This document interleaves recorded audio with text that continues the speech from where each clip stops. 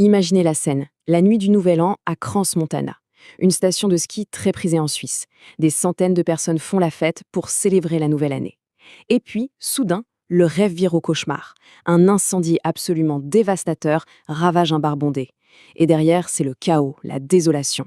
On va décortiquer ensemble ce qui s'est réellement passé. Voilà, cette image, elle parle d'elle-même. Elle a été prise au petit matin et elle fige l'ampleur de la catastrophe. On voit bien le lieu qui est bouclé, les gyrophares qui percent la nuit. C'est la toute première vision d'une tragédie dont on ne connaît pas encore le bilan, mais on sait déjà qu'il sera terrible. Alors, pour y voir plus clair, on va procéder en 4 étapes. D'abord, on va revivre le fil des événements. Ensuite, on parlera du bilan humain, qui est extrêmement lourd.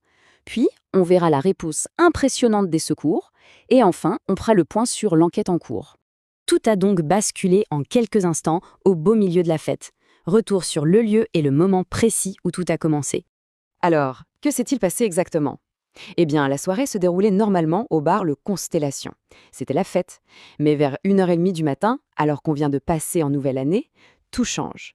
De la fumée est aperçue et au même moment, les secours reçoivent un appel. En quelques minutes à peine, l'ambiance festive se transforme en une véritable lutte pour la survie. Les premiers témoins, les premiers secours sur place, ils décrivent tous une scène apocalyptique. Et cette citation d'un responsable, elle résume tout. Une scène de chaos, dramatique, sur un théâtre d'opération compliqué. Ces mots sont forts. Ça veut dire que c'était le désordre le plus total, au milieu des flammes, de la fumée, avec une panique immense. Une vision d'horreur.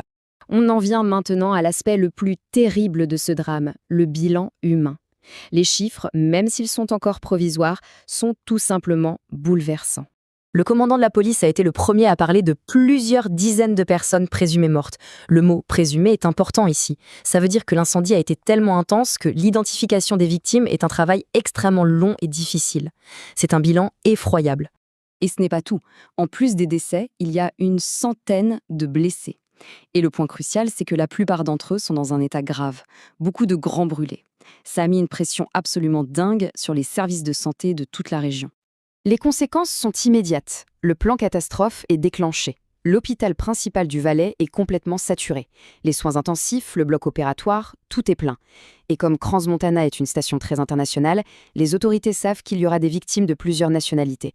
On sait déjà que 2 Français sont parmi les blessés, mais cette liste risque malheureusement de s'allonger. Face à une catastrophe pareille, il fallait une réponse à la hauteur.